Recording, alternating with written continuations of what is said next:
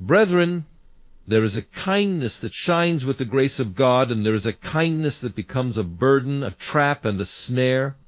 It is not our call to let the light of our goodness burn out in the darkness of overextension. Be wise as serpents and harmless as doves, the Lord tells us, for wisdom tempers even the kindest heart. Constantly overcommitting is a silent thief of joy and strength. It begins innocently a heartfelt yes to help a friend, a colleague, or a loved one. But over time, the cumulative weight of these commitments begins to press upon you, leaving no space for rest, reflection, or personal growth. The heart that desires to give endlessly often forgets that it too needs replenishing. Each time you say yes without pause, you chip away at the time meant for your restoration. Imagine a vessel pouring water without refilling; it will soon run dry.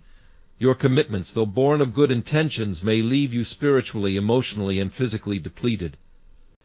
And when exhaustion takes hold, even your best efforts falter. Overcommitting stems, in part, from the fear of disappointing others.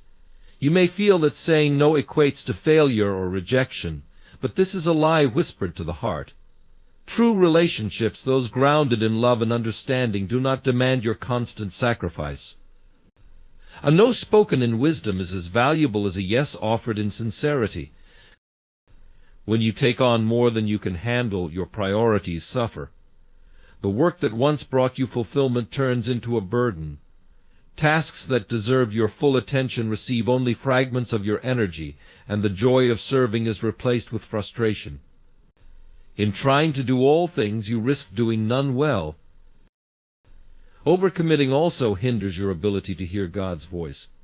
When your days are consumed with tasks and obligations, there is little room for stillness where His guidance is clearest. The noise of busyness drowns out the whisper of divine wisdom. By guarding your time, you create space to listen, reflect, and align your actions with His will. The consequences of overcommitting extend beyond yourself. Your family, your closest friends, and even your community may suffer when you stretch yourself too thin. They may feel neglected or unimportant, and the relationships that matter most could weaken under the strain. Balancing your commitments honors not only your well-being but also those who rely on your presence and care. It is vital to recognize that not every request is a calling. Some tasks are meant for others to carry. God has equipped each person uniquely, and by taking on burdens not meant for you, you may hinder another from fulfilling their purpose. Wisdom lies in discerning when to step forward and when to step back, allowing God to use others in their appointed time. Learning to say no is an act of humility and trust. It acknowledges that you are not infinite and that your strength comes from God alone. By setting boundaries, you honor the gifts He has given you, ensuring they are used effectively and for His glory. Saying no when necessary is not selfish, it is wise stewardship. Breaking the cycle of overcommitting requires courage. It means confronting the discomfort of unmet expectations and trusting that God's approval matters more than human applause. In this courage you find freedom, a freedom to serve joyfully, to rest peacefully, and to grow spiritually. Remember, beloved, even the Savior retreated to quiet places to pray, stepping away from the crowd to renew His strength. If the Lord Himself valued rest and boundaries, how much more should we? Let your yes be meaningful and your no. Be prayerful, ensuring that every commitment aligns with God's perfect will. Fear of confrontation often masquerades as kindness, but in reality it is the fear of conflict that hinders growth and peace. When we are afraid to confront others, we neglect the necessary boundaries that protect our mental, emotional, and spiritual well-being. Peace, true peace, is not the absence of conflict, but the presence of resolution, understanding, and respect. The root of fear lies in our desire for approval. We fear that setting boundaries or standing firm in our beliefs will lead to rejection or alienation. It's as though we are walking on eggshells, afraid to disrupt the delicate balance we perceive in our relationships. Yet, by avoiding confrontation, we are only postponing the inevitable resentment, frustration, and misunderstanding. When we avoid confrontation, we inadvertently allow others to walk over us. This can cause us to lose our voice in situations that matter, whether it's at work, in friendships, or even within families. While we may believe we are keeping the peace, we are allowing the peace to be fragile and one-sided. A true and lasting peace can only be built when each person is heard and respected, and when there is honesty in the relationships that bind us together. The Bible teaches us to speak the truth in love, Ephesians 4:15, a reminder that confrontation does not have to be harsh or aggressive. When done with kindness, truth brings freedom, healing, and understanding. Without confrontation, misunderstanding and bitterness grow like weeds, choking the life out of peace. If we are truly seeking harmony, we must be willing to address issues before they become insurmountable. A lack of confrontation leads to a dangerous suppression of emotions. Bottling up feelings of hurt, disappointment, or anger may seem like the easy way to maintain peace, but it only leads to emotional buildup. Over time, suppressed emotions may find their way out through passive-aggressive behavior or an eruption of frustration at the wrong moment. By avoiding necessary confrontation, we are allowing these emotions to fester, creating a poisonous undercurrent that damages relationships. Avoiding confrontation can also lead to self-neglect. By failing to stand up for ourselves, we inadvertently tell ourselves that our needs and feelings do not matter. This can lead to a diminished sense of self-worth, as we begin to believe that we are less important than the other person's comfort or peace. It's essential to recognize that your voice, your needs, and your emotions are worthy of being heard and respected. By confronting uncomfortable situations, we honor ourselves and our value. Moreover, conflict is often the catalyst for growth in relationships. It forces individuals to examine their beliefs, listen to each other's perspectives, and come to a deeper understanding. It is in these moments of disagreement that we learn to grow in grace, patience, and empathy. Without confrontation, we rob ourselves and others of the opportunity to evolve together. Relationships that never experience conflict are likely to stagnate, as there is no room for honest growth and development. Fear of confrontation also hinders our spiritual growth. God calls us to walk in boldness, truth, and integrity, and to trust Him in all matters, including when we must speak difficult truths.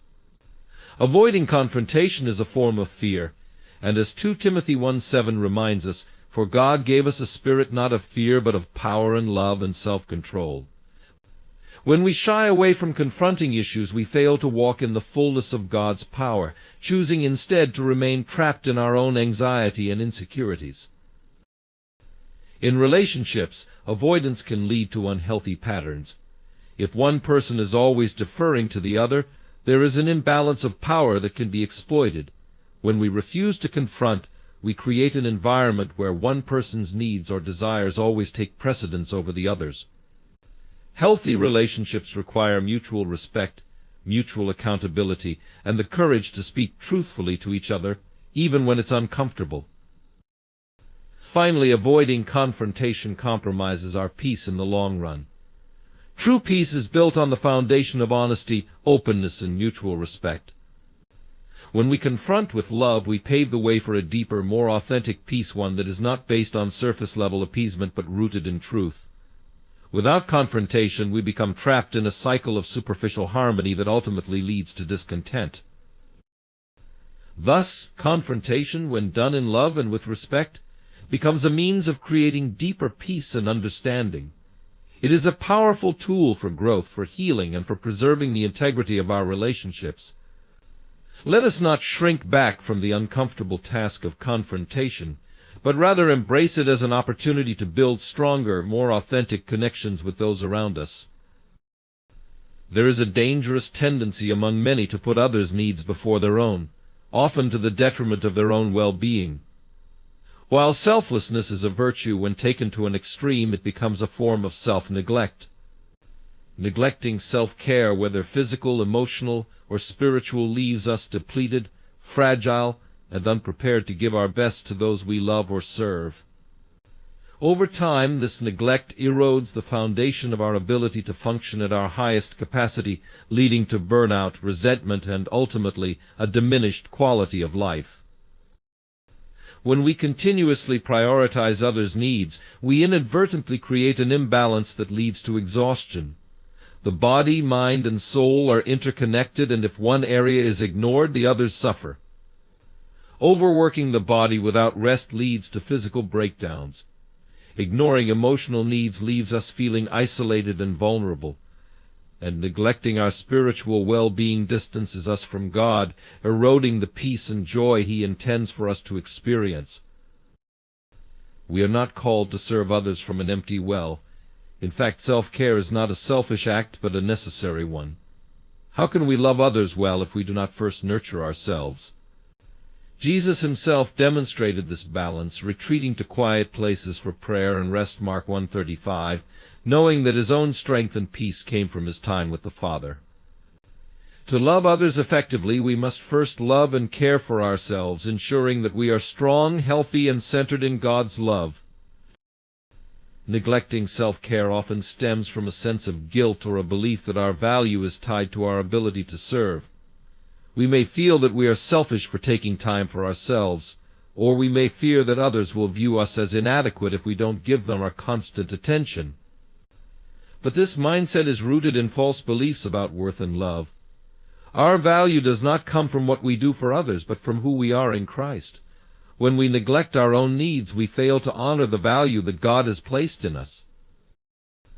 The truth is that self-care requires intentionality. It is not merely a byproduct of living, it must be actively chosen and pursued.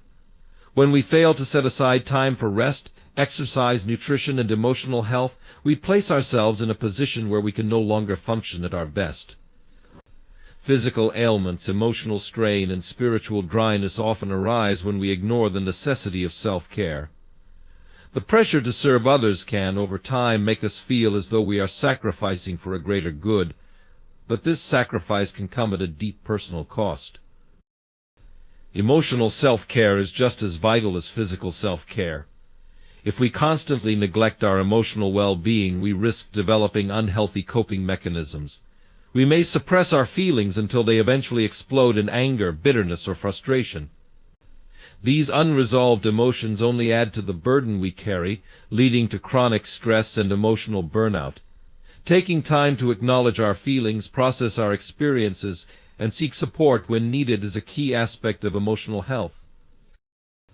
When we overlook our spiritual health, we disconnect ourselves from the very source of life.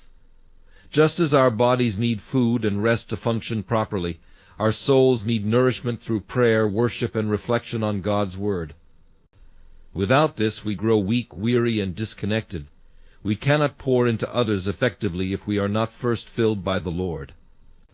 The busyness of life can easily pull us away from these practices, but without them we become spiritually dry, lacking the peace and joy that comes from being in God's presence. Self-care is not a luxury, it is a necessity. If we do not take time to care for our physical, emotional, and spiritual health, we become less effective in all areas of our lives. We may be able to give to others for a time, but eventually the depletion will catch up with us. The body has limits, and so does the spirit. Burnout is inevitable when we ignore the signals our body, mind, and soul are sending us. It is important to recognize these signals before they lead to physical illness, emotional breakdowns, or spiritual dryness. Moreover, self-care is an act of self-respect. It is not a rejection of others, but a recognition that we, too, are worthy of love, attention, and care. When we prioritize our health, we are acknowledging that we are not machines, but human beings created by God with needs and limits. By taking care of ourselves, we honor God's design for our lives, acknowledging that our bodies and spirits are temples of the Holy Spirit. Taking care of them is not only good for us, it is good stewardship of what God has entrusted to us. One of the greatest gifts we can offer others is the example of a balanced life. By practicing self-care, we show those around us, especially our families and friends, that it is okay to prioritize health and well-being. We demonstrate that it is not only acceptable but necessary to take time for rest and restoration. In doing so, we encourage others to follow suit, creating a ripple effect that leads to healthier, more vibrant communities. Ultimately, the call to self-care is not a call to selfishness, but a call to wisdom. We are better equipped to serve, love, and give when we take the time to replenish ourselves. By making self-care a priority, we are acknowledging our own value and capacity for service both to others and to God. It is only in this state of wholeness that we can offer our best to the world, glorifying God in every aspect of our lives. Let us not wait until we are on the brink of burnout to take action. Let us practice the discipline of self-care regularly, and in doing so we will be able to serve with strength, joy, and peace. The tendency of others to misuse our kindness may not always be intentional, but that doesn't make the experience any less painful. Some people may become so accustomed to receiving help that they fail to acknowledge the effort it takes to give. They might take for granted the time and energy we invest in them, forgetting that kindness is a resource that requires replenishment. Over time, their disregard can wear us down, leading to burnout or even emotional withdrawal. Being taken for granted can also stem from the other person's sense of entitlement. They may believe that your kindness is something they are owed rather than something freely given. This sense of entitlement can be subtle, creeping into their expectations over time until it becomes an unspoken demand. They may start to take your generosity as a given, assuming that you will always be there to meet their needs without ever offering anything in return. This misuse of kindness doesn't just apply to material assistance, it can also manifest in emotional or spiritual support. When we offer a listening ear, words of encouragement, or a shoulder to lean on, we may expect a certain level of appreciation or acknowledgement. However, when our support is taken for granted, it can feel as though our emotional investment is being dismissed. This emotional depletion can have lasting effects, draining our spirits and leaving us questioning our worth. One of the most challenging aspects of being taken for granted is the inability to set boundaries. Because kindness is often given freely, it can be difficult to know when to say no or to assert our own needs. We may feel that setting boundaries is contrary to our nature, or that we will be seen as unkind or selfish. Yet this inability to set healthy limits only enables others to continue taking advantage of us, further deepening the sense of being undervalued. In situations where our kindness is taken for granted, it is important to reflect on our motives. Are we offering help because we genuinely desire to serve, or are we seeking validation or approval in return? While it is natural to want recognition for our efforts, we must ensure that our kindness is not contingent upon receiving something in return. True kindness, however, should never be abused. The value of our efforts should be recognized, not ignored or exploited. The emotional toll of being taken for granted can sometimes lead to feelings of inadequacy. We may start to question our worth or wonder why others don't seem to appreciate us as we hope. This can lead to a dangerous cycle of overgiving, seeking validation through our actions, while simultaneously feeling more and more empty and resentful. The key to breaking this cycle lies in understanding that we are worthy of appreciation, rest, and care, regardless of how others may behave. To prevent being continuously taken for granted, it is essential to cultivate self-respect and self-awareness. We must acknowledge our own needs and recognize when we have given more than we can afford. Setting clear boundaries, communicating openly, and refusing to allow our kindness to be exploited are vital steps in preserving our well-being. In doing so, we maintain the integrity of our kindness, ensuring that it remains a genuine reflection of our hearts rather than a tool for others to misuse. When we allow ourselves to be taken for granted, we may also find that our relationships begin to suffer. The imbalance created by unreciprocated kindness can lead to feelings of resentment, which, if left unaddressed, can create distance and division. Healthy relationships require mutual respect, where both parties value each other's efforts and contributions. By setting boundaries and communicating our needs, we ensure that kindness remains a source of connection, not of frustration. The act of recognizing when we are being taken for granted and taking steps to correct it is an important form of self-care. It shows that we value ourselves enough to protect our emotional and physical well-being. This may require uncomfortable conversations or confronting people about their behavior, but it is a necessary step in preserving our health and our relationships. We are not obligated to continue offering our kindness if it is being misused. We have the right to choose when, how, and to whom we extend ourselves. Ultimately, the key to avoiding being taken for granted lies in finding balance. We must remain generous and kind, but we must also remain aware of the importance of reciprocity and mutual respect. Kindness should never be a burden, it should always be a blessing. When we give freely without expecting to be taken for granted, we empower both ourselves and those we serve, fostering relationships built on genuine love and respect. Let us be mindful of how we give and remember that we, too, deserve kindness, appreciation, and care in return.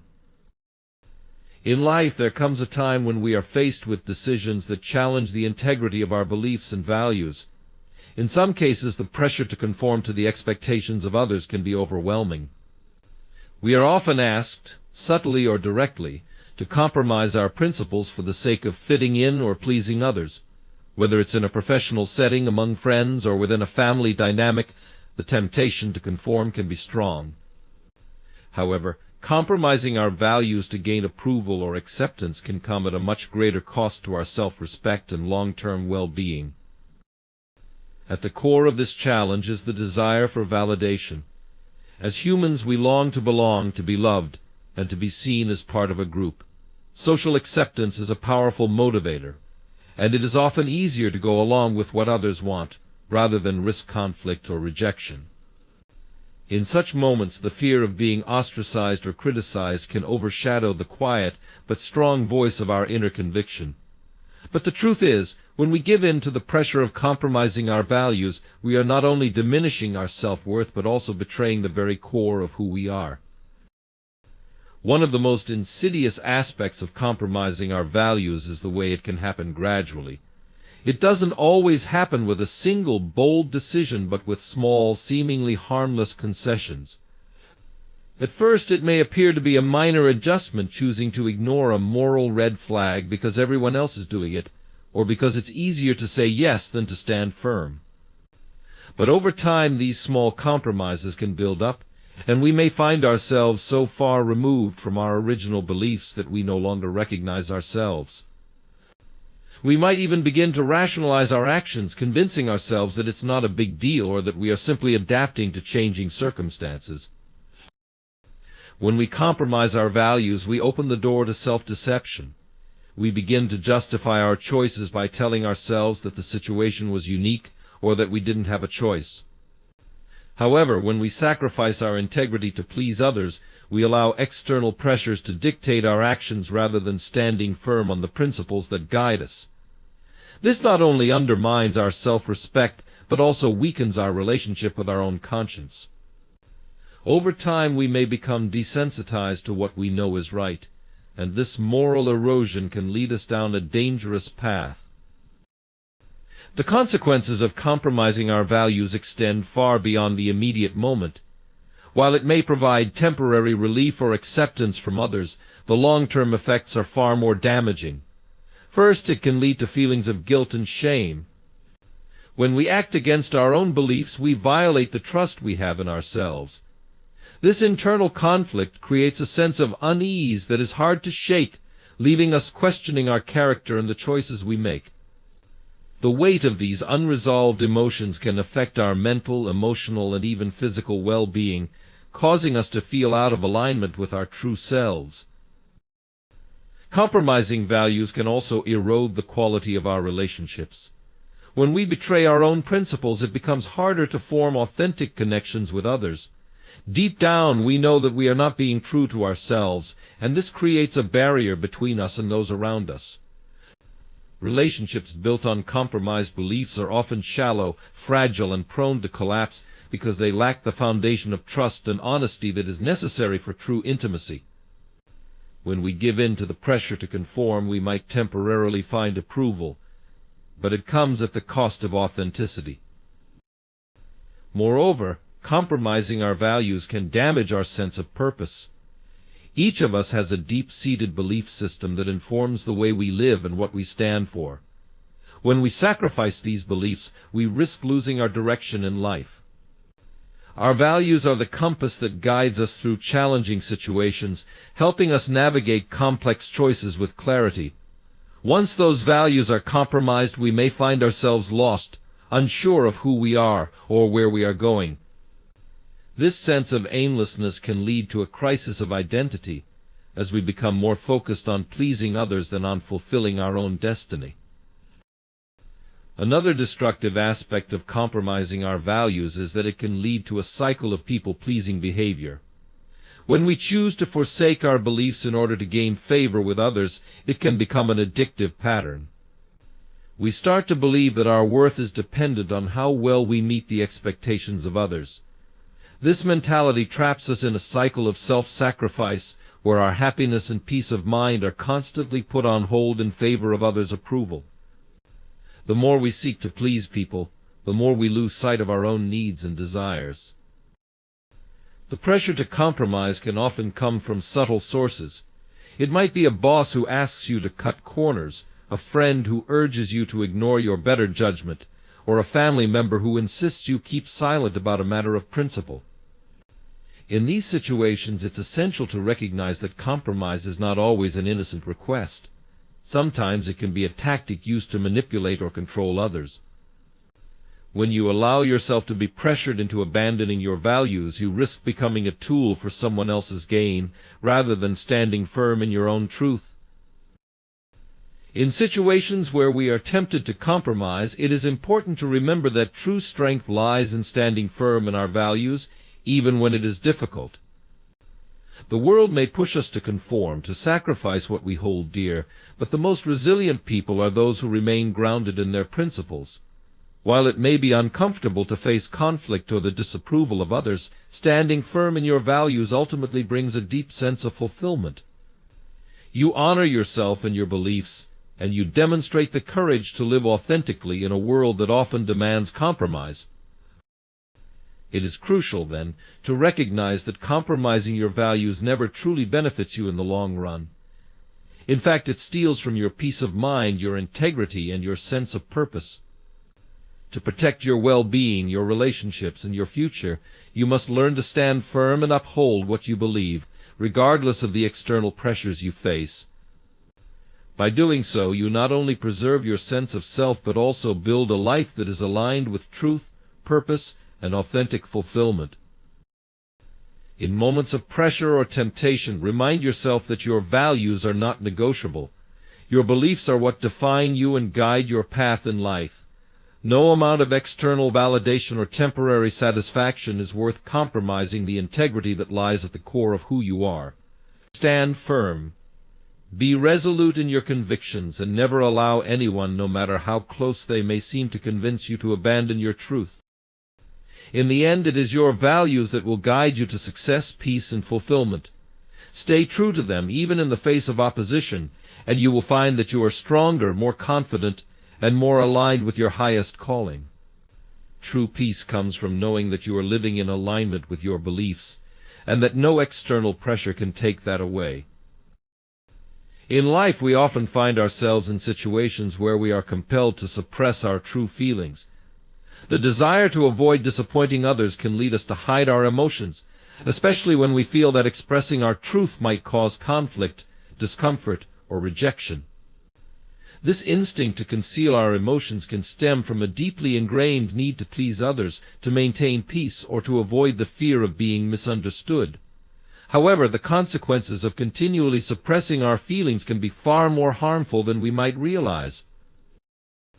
When we suppress our true feelings, we do not just hide them from others, we also hide them from ourselves. The act of pushing emotions down or pretending they don't exist creates a disconnect between our inner world and our external actions. Over time, this dissonance can lead to confusion and a deep sense of emptiness. We may find ourselves questioning who we are, because the version of ourselves that we present to the world is no longer authentic.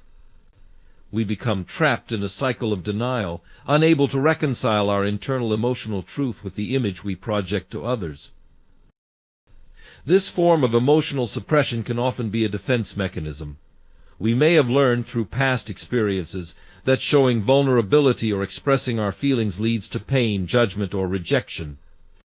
So we shield ourselves by closing off emotionally, assuming that if we remain neutral or disengaged, we will avoid hurt. While this strategy may offer short-term relief, it ultimately builds up walls that prevent us from experiencing genuine connection with others. It becomes increasingly difficult to open up, and we may find ourselves isolated in our own emotional world, unable to truly share ourselves with those we love.